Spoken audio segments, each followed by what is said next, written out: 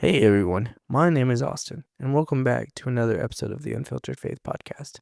If this is your first time tuning in, I'm so glad you're here, and if you've been here before, welcome back.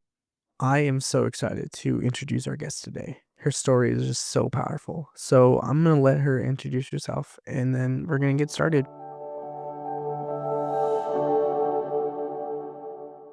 Well, thank you, Austin, for having me on your show. My name is Keri Henson. I am the Momsday Prepper, and I help moms prepare for the unthinkable in their motherhood, and I teach them how to take their motherhood back. Sometimes when we are put in a situation where our children are under attack or in harm's way, or it's our family, or it's a natural disaster, or there's fentanyl, there's a lot of things happening in our world. And I give moms the strategies to take their motherhood back. And I've really enjoyed it. I'm a speaker, I am an up and coming author, I am a podcaster, and I'm a mother of 6 incredible, amazing, God fearing humans. So, for those who are listening, how do you define a Mom's Day moment? What makes it different from a hard day? I love explaining this to gentlemen because y'all aren't moms. I'm all about motherhood. And a lot of moms, especially new moms or young moms, know that you have hard days. You have babies that are colicky and they cry, or you have toddlers that are throwing tantrums, or you forgot the snacks, you forgot the goldfish, and now you're at the park and everyone's hungry, or somebody has to potty, or somebody pees themselves. I mean, those are hard days that moms go through.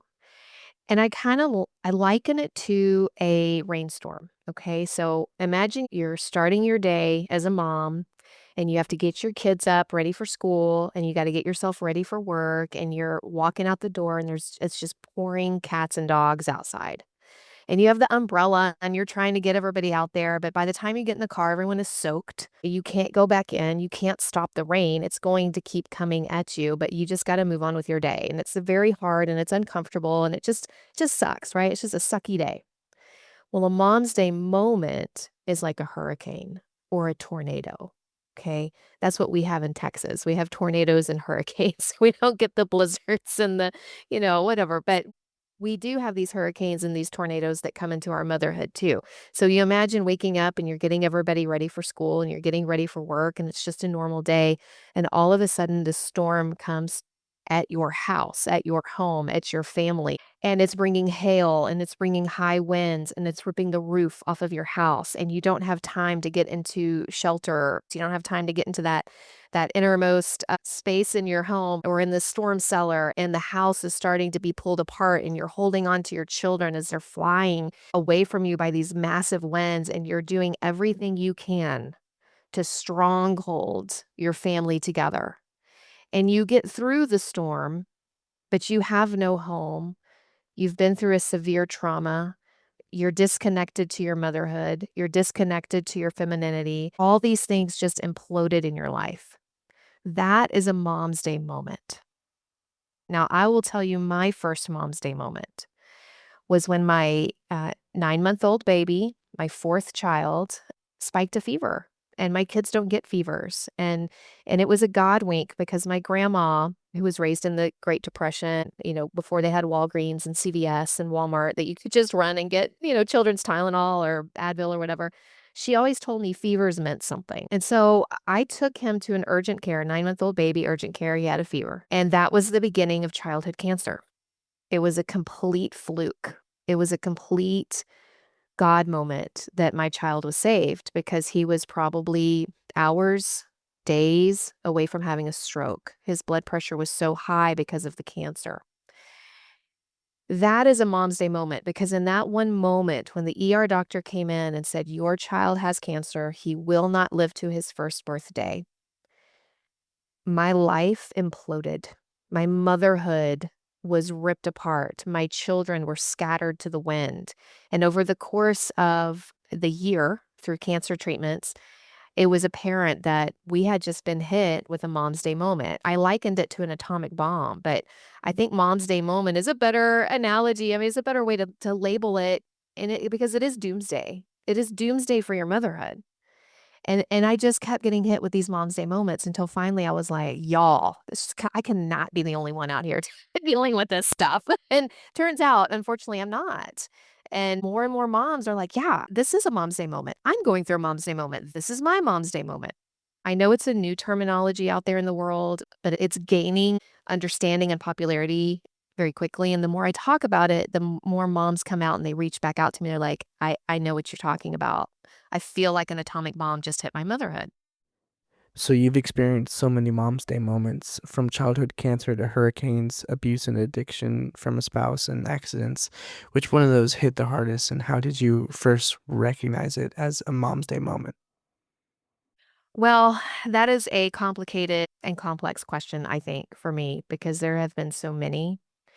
And I think that the one that's the most significant is when my son was hit by a one-ton truck. And he was hit on the same day that his brother, 7 years prior, was diagnosed with neuroblastoma. And it's March 15th, which is the Ides of March. It is not lost on me, this date. And I think it's the most significant because in that moment, I was furious. I mean, the rage I felt as a human, I didn't even know I could go that deep in anger. And I was very angry for a very long time. I mean, probably 6 weeks at least. I was just out of my mind furious. I was furious at his father for allowing it to happen. I was furious at the man for not paying attention. I was just furious at God. I was cussing God publicly. Like, I'm not a private person in general, but I mean, I was public about it. I was really, really pissed that this tragedy happened. My son was obliterated, the entire left side of his body obliterated. 12 broken bones, 4 lacerated organs, road rash from head to toe, a huge recovery. His eyeballs were, the muscle connection is obliterated. Like, we're having to work with his eyes still. But once the anger subsided, Austin, I was able to hear God's word.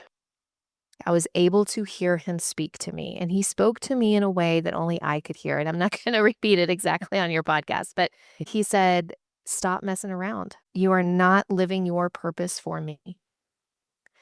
And I heard him clearly, and I said, "Okay, I surrender. What is your purpose for me?" And he started to open doors, and he started to open my eyes, and he started to put people in my life that were instrumental to not only help me grow this Momsday Prepper brand and community and the Momsday Bunker podcast, it was instrumental in helping me understand and see the abuse that was happening in my own home and how that was affecting these children, and that I was never going to be able to protect them on my own, that I was going to have to pursue a court of law. I was going to have to pursue divine intervention. I was going to have to pursue outside sources, and that I can't do it on my own. It was a huge lesson. You can do all things through Christ. You cannot do all things by yourself, and you have to learn to surrender. And I don't like that. I don't like surrendering. Who does, right? Come on. Like, nobody wants that. Nobody wants to be like, "Okay, you take care of it, God," because first of all, has anyone, like, literally met him, Like, it's all faith. Like, you have to have the faith to surrender that. So I would say the most significant Mom's Day moment was when my son was hit by the truck. I've always found it interesting, frustrating even, when people say God won't give you more than you can handle. Honestly, that's complete crap. If God only gave you what you could handle, then why would you need him? That mindset makes it sound like we're supposed to muscle through life on our own. God's just cheering us from the sideline. But the truth of the gospel, the whole message of who God is, isn't about us proving ourselves strong. It's about realizing that we're not, that we weren't made to carry it all. God doesn't need us, but he wants us. He wants a relationship, one where we actually depend on him, not just survive on our own.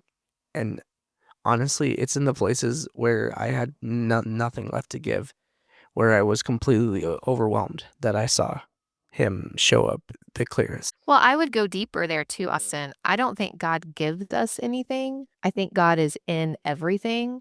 And I also think that we are in a broken world and the enemy's coming for us. And I love talking to, how to put this politely, but misguided Christians on this topic, especially moms, because that is a phrase that is told over and over and over to moms when they go through something hard. Well, God won't give you more than you can handle. And pardon my French, but that's bullshit.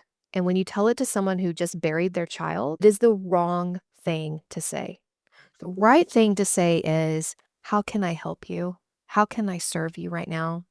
Can I hold your hand? Can I cook you a meal? Don't say, can I pray for you? Because you don't know if what that mom's going through. You can say, I am praying daily for you, not can I pray for you. So many people ask me, can I pray for you? And I looked them dead in the face and I said, nope, sure can't. Because what good is, I was so angry. What good is it going to do? And it just made me resent that person. Instead of inviting their light and their goodness into my life, I resented them.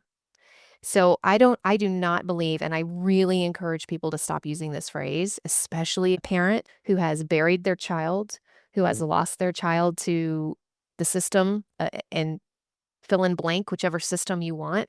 Don't say that, because God doesn't give you anything. Our God is good. God doesn't give us tragedy and trauma and crisis. God is in everything, and he will turn your pain into purpose. And I think that's definitely apparent in my life, but in our short conversation before we started recording, it's apparent in your life too. And that's why I call it beauty in the ashes.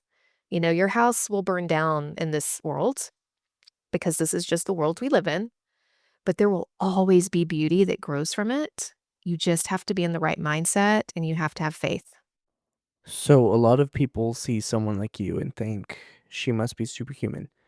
But what was your lowest moment? And did you think you'd ever make it through? I know I read that question when you sent it to me and I was like, "Oh no, I don't know how to answer this one." Because I do get that a lot. "You're super mom. I wish I could be as strong as you. You're such a strong mom."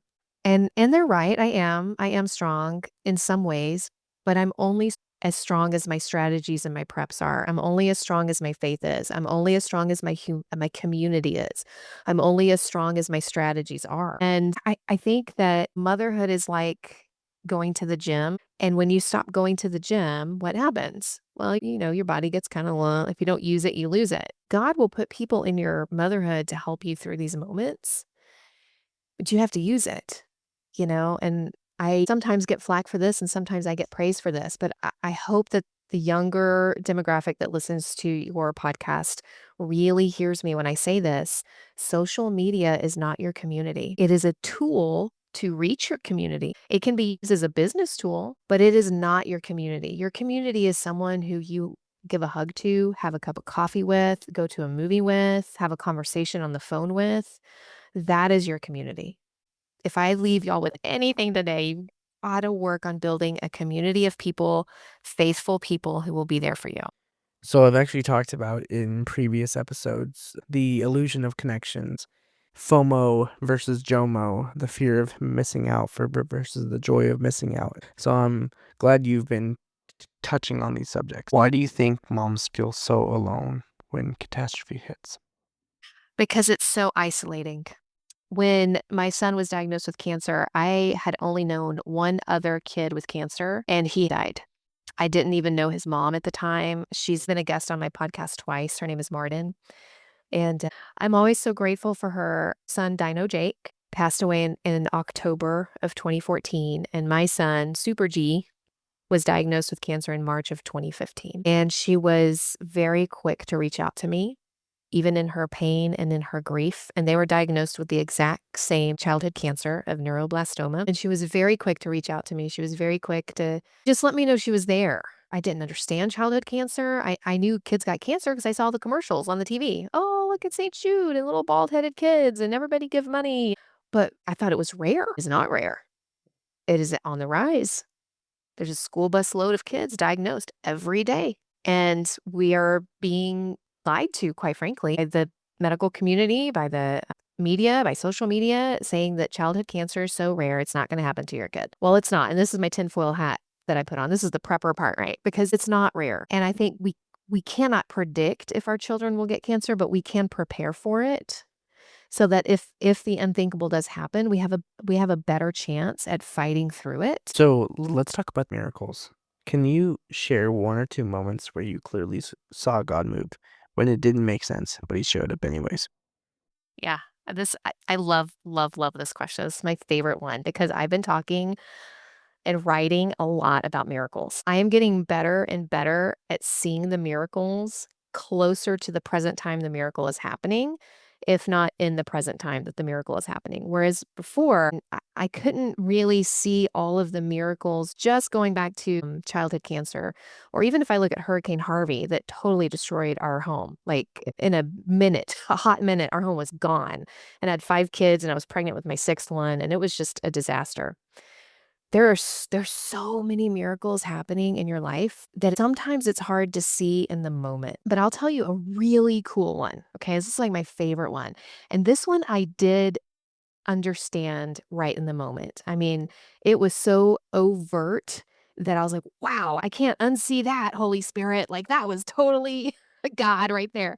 And I would have never known it had all these circumstances and all these integral it was like a big web of things that just led to this one moment. But when my son, Super G, was diagnosed with cancer, I was pregnant with my 5th child. So I went through all the cancer treatments with him pregnant, and then I had birth right in the middle of the cancer treatment. So I had an infant with me, and then I had my 1-year-old. They're 15 months apart, so they're very close in age. And anyways, when your baby's 2 weeks old, you'll take them to the doctor and they'll take a blood sample and they'll do all this testing on them just to see like where you're at. And I'll never forget this. We were at Texas Children's Hospital and G was due for scans. Now, these scans are quite intrusive and they're a 2-day process for neuroblastoma. And they have to put them under anesthesia to do it when they're little because you have to be very, very still. And, little guys aren't really still. They like to move and wiggle. So my dad was with me, who was not a believer at that time. We're waiting for this hour to pass that G is doing his scan. And the pediatrician calls me. And he says, "Hey, I wanted to call you personally because I got the blood results back." And I'm like, "Oh God, I don't know what's going on. I don't want it to be cancer again." He goes, "No, no, no. I don't want you to panic. I just wanted you to know that he has a variant in his hemoglobin, in the oxygen that's in the red blood cell." And I thought, "Oh, that's okay. Yeah, because my oldest son had that variant and my oldest daughter had that variant. And then my 3rd daughter had that variant, but I didn't remember if my 4th son had that variant." And I said, "Dr. Patel, can you please go look at G's records and tell me if he has the same variant?" And he goes, "Wow, he doesn't. He doesn't have it at all." I said, "Well, what does that mean?" He goes, "Well, this is a genetic thing and it's coming from me. We know it's coming from me. And there's no scientific reason for him not to have it, to not have this variant in his hemoglobin." I said, "Well, what does that mean? What does it mean to have this?" He says, "Well, if you have it, you're anemic. You're just naturally anemic."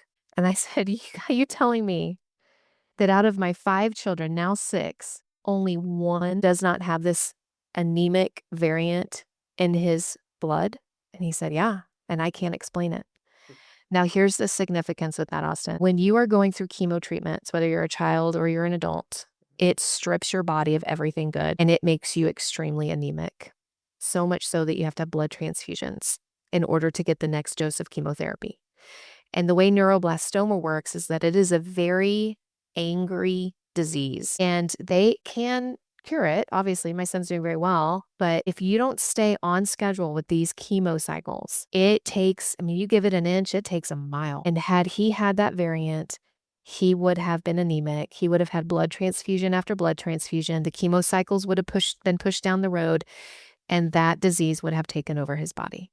So God knew to arm that child against this world, and he did it on a molecular level. That is a miracle. And it makes me think, what is he doing for me? What is he doing for you on a molecular level that we can't see?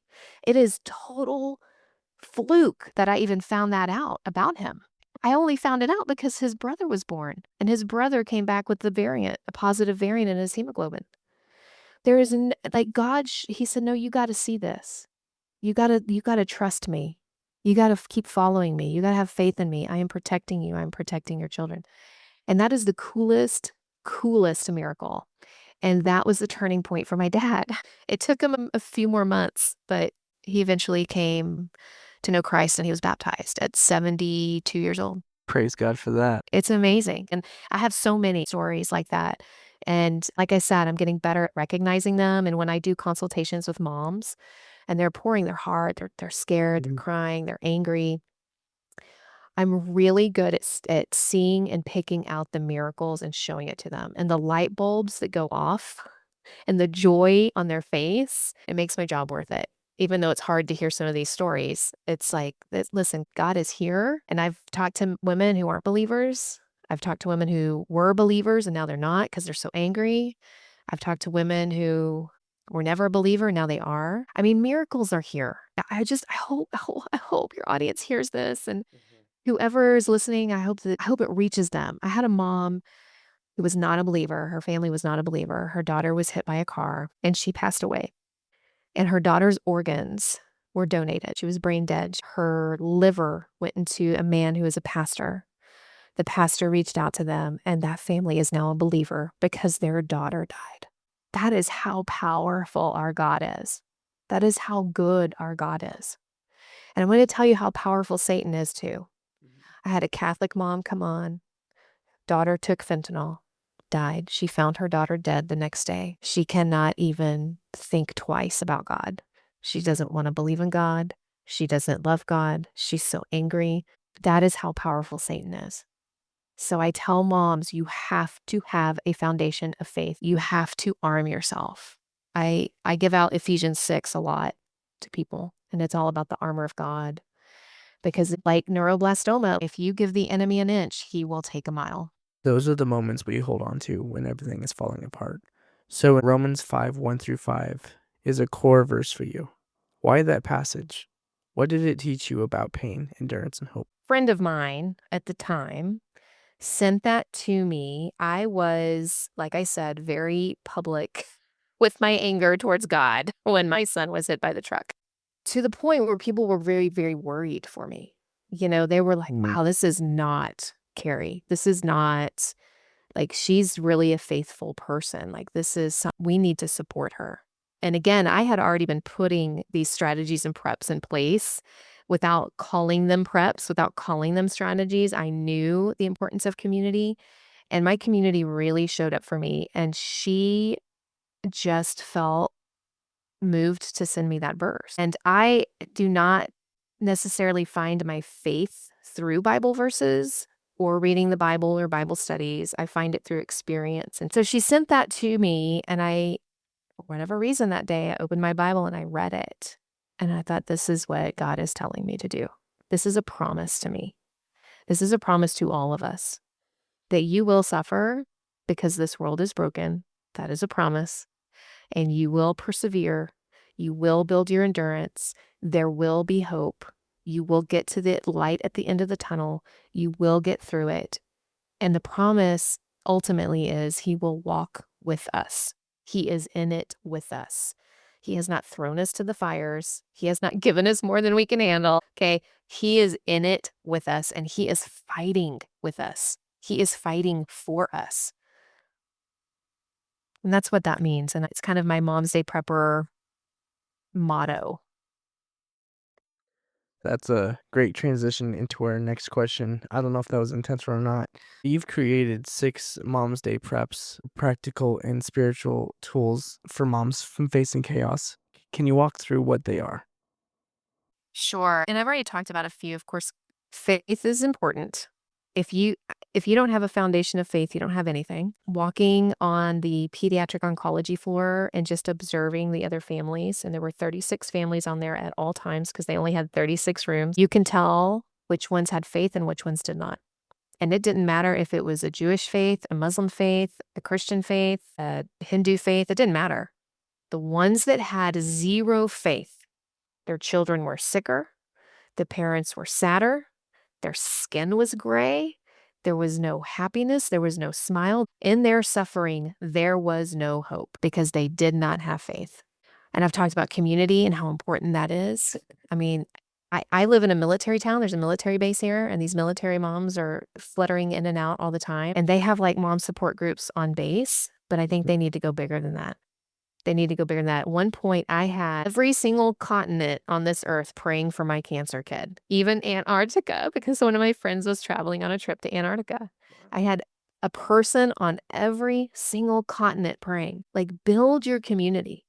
Make it a good community. Briefly, we talk about finances. There is not a dime you will not pay to save your child. Get your finances in order. Awareness, understand what you are in with your child, whether it is cancer, it is fentanyl, it is mental health, it is the school system, it is the court system. understand the law, understand the contracts, understand the language. You don't walk into a school screaming and demanding things. You need to walk in the school speaking the language they can understand. And healing is a big thing. And healing is the one that nobody wants to do. When I do my workshops, they're like, ooh, that's hard. Ooh, that hurts. Ooh, I don't know. I don't want to go there. But you have got to start to understand what happens to you in these traumatic events. A trauma happens to your brain, in layman's term, fractures. And you have to bring that together. You have to help heal those neurotransmitters and those neuromemory pathways, your amygdala, your polyvagal nerve. Like there is a whole physiological thing happening to your body when you are under these high stress moments that you have to be one step ahead and heal. Otherwise, you're a sinking ship and your children are watching you. They are following you. So those are some of the preps and the strategies that I've put together for moms. And it's very personalized when I do consultations with these moms. Like, you're in debt? Okay, well, let's look at our finances. What can we do? How can I encourage you? How can we support you? What's the plan? It's about putting a plan together. Because a lot of the times the moms I talk to, they're already in it. They're in the Momsday moment. So these preps are now strategies to surviving. So how can moms start building these preps now, even if their lives feel peaceful at the moment? They can reach out to me at momsdayprepper.com and they need to send me an email. And I have some resources that are free to give them. So not everything costs, and I get it. I'm a mom, and things are expensive. But then one-on-one consultation and coaching is very helpful. But I think first and foremost, the easiest thing you can do is pray. It's free. It doesn't take a lot of your time. Just pray. Learn to pray. Learn how to pray. Learn how to ask for things specifically. Your prayers need to be very specific. So to the mom in the NICU, or the mom carrying a child, or the mom silently dealing with addiction in her home, what do you want to say to her today? This is when I say fight like hell. You got to fight like hell right now, mom, and you can't stop fighting. You are not going to go quietly in the night. You are not going to lay in the street and die. You are going to stand up because you are a lioness in motherhood. Ezekiel 19:2, what a lioness your mother is among the lions, and you are going to fight. How can friends, churches, and communities better support moms going through Momsday moments? Food, food, food, food, lots of food. It's so easy. Just make a meal, send a DoorDash. Like, we ain't got time to cook food when we're trying to save our kid's life. Are you kidding me? Like, that is the best thing you can do. What does taking back your motherhood mean to you? Keeping these children on a path of salvation. What it means to other moms, I don't know. But I know that every time I tell a mom that, tears come down their face because I don't think anyone's ever told them that before. I don't think anyone's ever said, fight like hell, take your motherhood back. And they're like, oh, I have that power? Yeah. It has been instilled in you by the Father, the Son, and the Holy Spirit.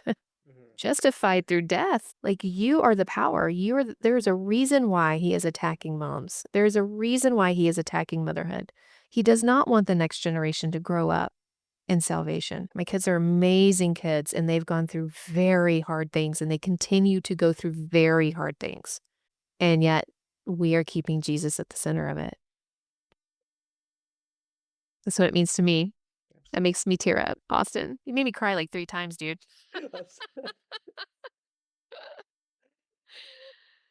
So you have an upcoming book called Look Both Ways. What inspired it, and what do you hope moms get from reading it? Well, I hope they just get that they're not alone. I mean, it is a true memoir. It is about all the Momsday moments that I've gone through, sprinkled in with like my origin story and how it all just comes together. I mean, I look at my life as I'm writing this out and I'm like, wow, God has been with me every step of the way, and the enemy has attacked me every step of the way. And there have been times in my life that, look, I'm a sinner like anyone else. You know, I'm not perfect. I ain't Jesus. I make mistakes. I've broken all the commandments, I suppose. I don't think I've murdered a human, but, I murdered a couple of cockroaches. Like, whatever, like, I don't know how far you go with your theology. But listen, like, it's a hard road to travel. And I think it's an interesting story. I have an interesting story, and I have a powerful story, and God has gifted me with a voice.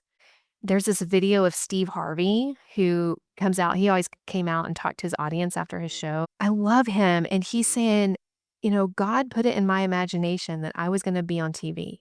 And he talks about all the, you know, trials he had to go through to get to where he was. I was like, "You know what? God put it in my imagination to be on stage." I knew I was going to be on stage. I didn't know at what capacity. I always kind of pursued acting, but I think it's speaking. He gave me a voice. He gifted me a voice. He gifted me the ability to stand in front of thousands of people and be totally comfortable with it. Like, I shine on stage. I shine in front of thousands of people. Like, it is so good for my soul. And that is the gift he has given me. And he put it in my imagination at a very young age to be where I'm at today. I'm just going along, like, and God keeps opening the doors. And there will be a day, I have no doubt, where I am on one of the largest stages, maybe a TED Talk, maybe one of these, I don't know, like Tim Tebow or Dave Ramsey or whoever, where they're just having tens of thousands of people listen to these speakers. It will happen because God has given me that gift. So you're also the host of Momsday Bunker. What kind of conversations are you having on that show? We're having hard conversations on it, and they're important conversations. And they're all about Momsday Moments. It's mostly other moms coming on and telling their story. Every once in a while I pop in and I do an episode, but I'm not as interesting as other people. I'm not as interesting as they coming in and being like, this happened. Funerals, Austin, cost so much money. They are so expensive, and you do not want to even think that you're going to bury a child. But the truth is, sometimes you do. And then when you do, you realize, I don't have the money to bury a child. I don't have an extra 20 grand sitting around to buy the spot, to buy the coffin, to do the funeral. And they're put in these really tough situations. And I mean, it's been incredible. Because I thought it was gonna be like, my best friends and my mom listening to the podcast. And then it launched and it's all over the world. It's really powerful what's happening with this podcast. The podcast is under attack for sure. And we just keep trucking along. What does beauty from ashes and unfiltered faith mean to you? Mm. Unfiltered Faith is a great title, by the way. It is a great title because when you are unfiltered, that is when you are the most honest. And your faith is not always sunshine and joy. It is not always unicorns and rainbows. It is hard. You are tested. You are pushed. Your boundaries are pushed. Sometimes your boundaries are broken through. Like when my son was hit by a car, that boundary was obliterated. I was really angry. And that is the beauty of faith. That is the beauty of God's love for us. He gave us these emotions. He created us to have all these emotions.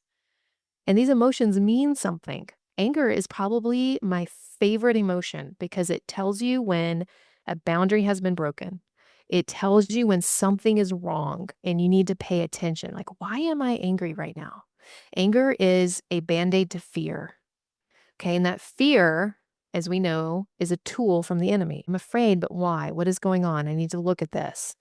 I need to examine it. I need to be curious about it. So I love the Unfiltered Faith podcast title. That is so cool. And through your journey with your faith, you will continue to find more beauty in the ashes with all these, disappointments, just basic disappointments in life. You didn't get the job you wanted. That's really disappointing. But guess what? 2 months later, you get this other job. And it's like, wow, that was a beauty in the ashes moment. I'm so glad God shut that door because he's opening this door. Or maybe all the doors are closed, but there's a window that you got to crawl through that's maybe a little uncomfortable. But once you get through it, it's like, here's the rest of my life. You got to change your mindset, and it's about perspective too. But you got to walk in faith and trust. And I'll tell you, my faith is miles deep. And sometimes, Austin, my trust is inches deep. Like, it's a journey with God. It's the unfiltered faith journey with God. Like, okay, let's let God, I strongly believe and have faith. And I'm still having trust issues with you. So let's work through this. Wow, what a conversation. I just want to say a huge thank you to Keri Henson, not just for showing up, but for showing up honestly. I thoroughly enjoyed this episode, and I hope so many of you do too. These kinds of conversations are what Unfiltered Faith is all about. Real stories, raw moments, and the reminder that even in chaos, God isn't distant. He's present and he's faithful. If something in this episode spoke to you, please share it with someone who needs to hear it. Leave a rating or a review if you haven't already. It helps get these stories into the hands and hearts of more people.